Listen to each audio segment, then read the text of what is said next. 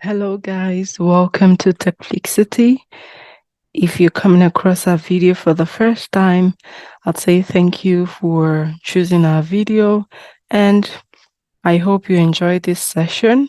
So I want to encourage you to please like our video and also click the subscribe button. Do not forget to hit the notification bell so you'll be notified whenever we drop a new video. In addition to this, I would like to say thank you so much to our returning subscribers. We say thank you and we truly appreciate all your support. And now, moving forward to today's topic. Today, we will be discussing a topic more of a continuation of a topic that we've started for a couple of weeks now, which is the OSI reference model and the TCP/IP protocol suite. So, today, I want to discuss with you one layer of the OSI reference model, which is the first layer, layer 1, which is the physical layer. We're going to dive deep into the physical layer today, and hopefully I'll also make another video about the second, the third, the fourth, the fifth, the sixth, and the seventh layer, just as I promised in my previous video.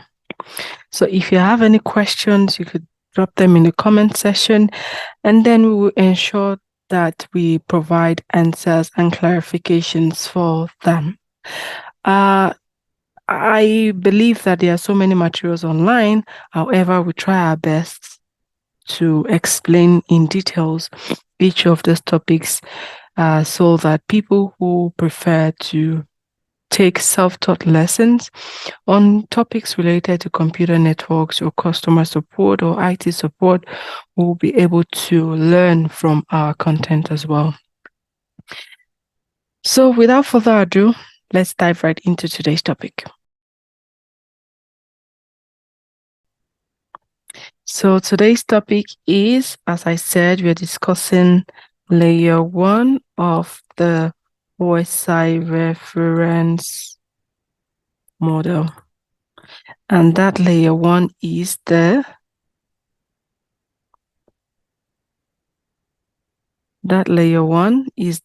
physical layer. So this is a class and we are not rushing.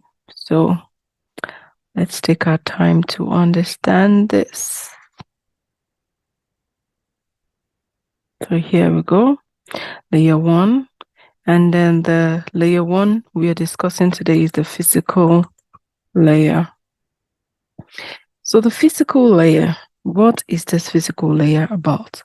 The physical layer coordinates the functions required to carry a bit stream over a physical medium.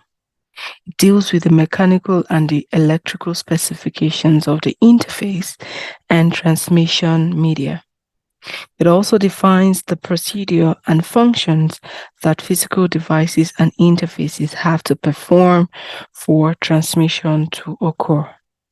So in simple terms, I'd like to say that the physical layer is responsible for moving from one point to another, from one device to another, bits. And what is bits? Bits are zeros and ones. Bits in this term, that's B-I-T-S, bits. Bits are zeros and they're zeros and ones.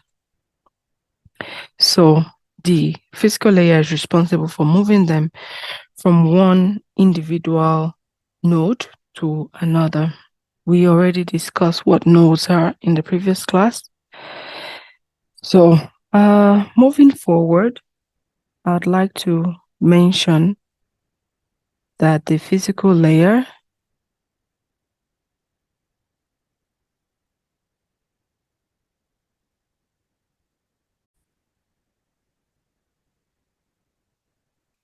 moving forward, we are going to discuss a few things about the physical layer. The physical layer has a few characteristics in terms of the interfaces and then the media. So let me write. First thing first, it has physical characteristics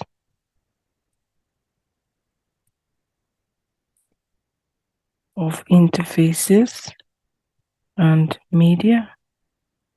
The second point we'll be discussing today is that it also has representation of bits. The third point is that it has synchronization of bits. The fourth point is that it has line configuration.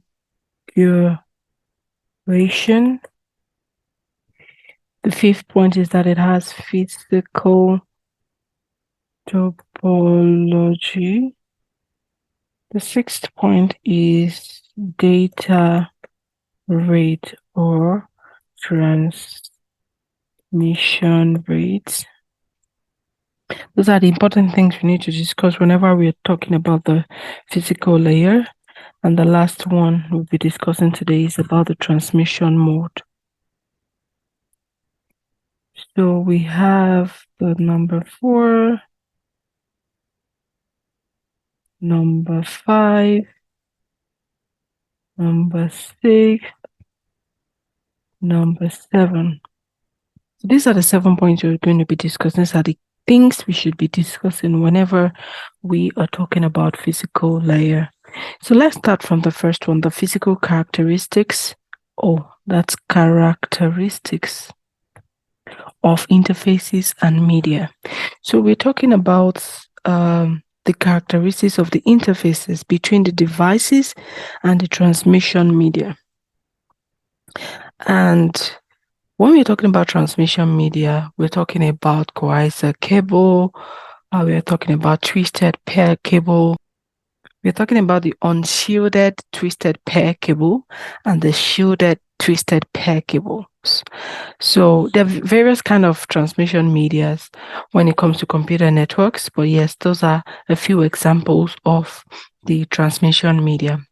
Moving on to the second point, which is representation on bits.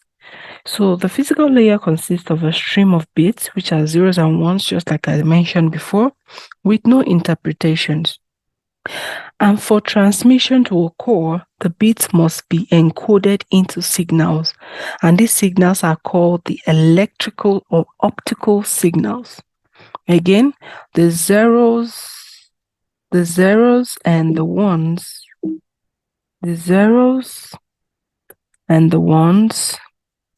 are transmitted to what we call the electrical or the optical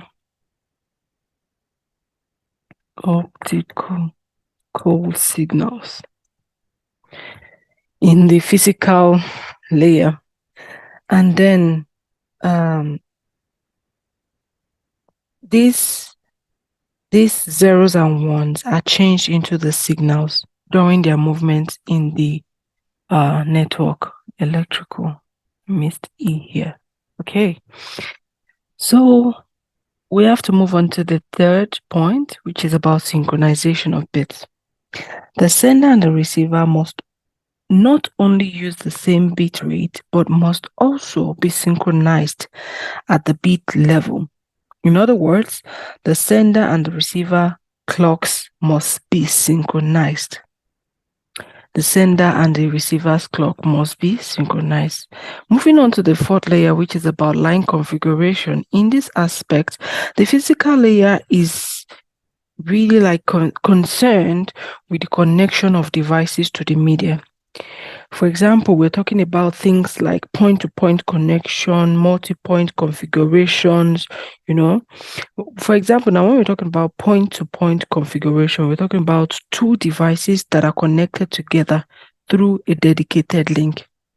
And when we're talking about multi-point configuration, we're talking about a link that is shared between several devices. So, I'm trying to see if I can draw this out. If I can draw this out on the screen, just a moment. Yes, let's see an example of, let's say this is a device and this is another device. and we have a connection. We have a connection. So this is what we call a point-to-point connection. That's what we call what? Point-to-point connection. And for multi-point can be in any design, but let me take an example of this. That let's use another image. So we have this, we can have multiple of these ones. So yeah. So this could be an example of multi-point. Multi-point. It could be connected this way, or let's say through a line. Through a line, we have this object. We have this object. That is a computer. Just take these objects as computers. So now and then we have these connections. We have another one. Then we have another one. This is an example of a multi-point connection. And this one above is an example of a point-to-point. This one is a point-to-point, and the other one below is multi-point. So let's move on to the next point, which is the fifth point on today's topic, which is the physical topology. The physical topology defines how devices are connected to make a network. Devices can be connected using mesh topology, and every device is connected to each other when it comes to a mesh topology. Let me show you an example of a mesh topology. Let's draw this here. An example of a mesh topology. Let's erase these ones. And yeah, I'm going to keep this one. I'm going to keep this one. Let's use this. Let's move this one somewhere above. So we have here. Yes. So let's remove these lines. These ones are not useful anymore. So for a mesh topology, we're talking about connections like this. Like this. Like this. Nope, this way. Talking about connections like this. Like this. Like this. Like this. Like this. Which other one is not connected to each other yet? This one has gone this way. This one has gone this way. Yes, this one also has to go this way. This one also has to connect this way. So that is mesh topology. Every device is connected to each other on the network. You can see this one device, this device 2, this device 3, this device 4, and this is device 5. Every device is connected to each other.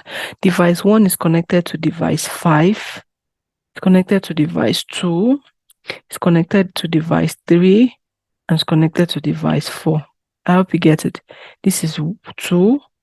This is 5. This is 3. And this is it's not yet connected to 4. This should be connection to 4. So every device is connected to each other. When we check 2 as well, it should be connected to 1, it should be connected to 3, it should be connected to 5, and as well as 4. So that's each device on this network is more or less connected to 4 other devices. So moving on from that, let's make an example of the other types of topology we could be discussing when we are talking about the first layer of the OSI reference model. Another example aside the mesh topology is the star, ring, and bus topology. I could demonstrate them for you. So let me just write it that we mentioned already the mesh topology. the star topology, the ring topology, and the bus topology. So let's try an example of what the star topology looks like. Let's move this somewhere up. Somewhere up. Good. This is beautiful. So now let's move to the star topology. An example of our star topology would be something whereby we have, let's say, a switch, and then we have device 1, device 2, device 3, and device 4. So for the star topology, the connections look like this. The connections look like this, that all the devices are directly connected to a mid device. Not connected to each other just like the mesh was, no. But rather there's like a central device that they are all connected to. So this is star topology. This is star topology. This is how the star topology works.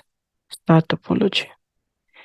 So these ones, let's make another example, and that will be the ring topology. So if we click on this one, which are our devices, let's make up to 4 copies of this. Let's make up to 4 copies of this. So for the ring topology, this is the way that a ring topology looks like. This is what ring topology looks like. The devices in ring topology are connected to the next one, connected to the next device close to them. So unlike the mesh that add each other, they are the devices connected to each other. For the ring, they are rather connected to the device close to them. Device close to them. Device close to them. So this is an example of the ring topology. This is an example of the ring topology. The last one is the bus. So we have a line here. We have a line here, which is more like a device that puts all the devices on a common link. So let's attach devices. So here we have 1, here we have 2, here we have 3, and here we have another one. So the connection for the bus topology looks like this. There is connection from here to here, here to here, here to here, here to here. So this is exactly what a bus topology looks like. Exactly what a bus topology looks like. And usually there is a terminator at each end of the connection that binds all these devices together. We just talked about physical topology. So we want to move on to our 6th point actually, which talks about the data rate or the transmission rate. This is the number of bits that is sent each second in the network. It is also defined by the physical layer as the duration of a bit, which is how long it lasts, the duration of the bit. That is the transmission rate. The number of bits sent by each second. How many bits per second? Like, for example, you hear things like Mbps. Mbps. This is how many megabits per second. So something like this. So moving on to the last point, which is the transmission mode. Transmission mode in physical layer defines the direction of transmission between two devices. We have the simplex, the half duplex, and then the full duplex. In the simplex mode, only one device can send while the other device receives. In the simplex mode, it is known as the one-way communication. Half duplex is when two devices can send and receive, but not at the same time. In the half duplex mode, it's simply,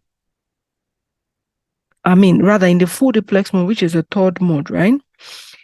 It is when two devices can send and receive at the same time.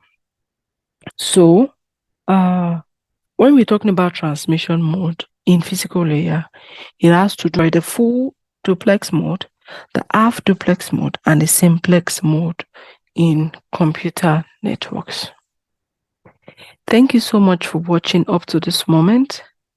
I hope this session has been informative for you and you've learned a lot about the physical layer and the kind of things we will be discussing, or you should be discussing, or you should understand when it comes to the physical layer. Do not forget that we also already discussed the example of devices you find in each layer of the OSI reference model.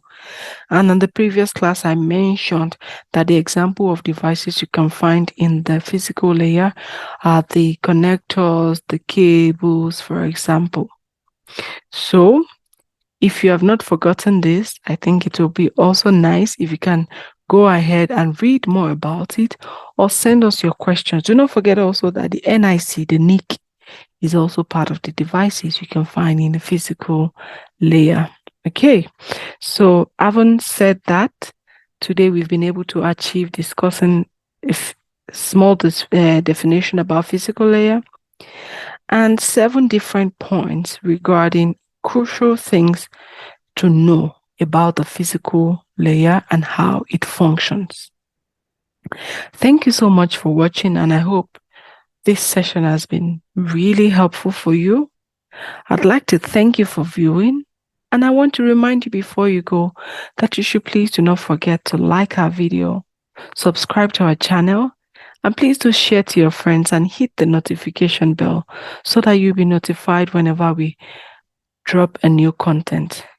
Thank you so much and have a wonderful time until we meet again on our next video. Bye-bye.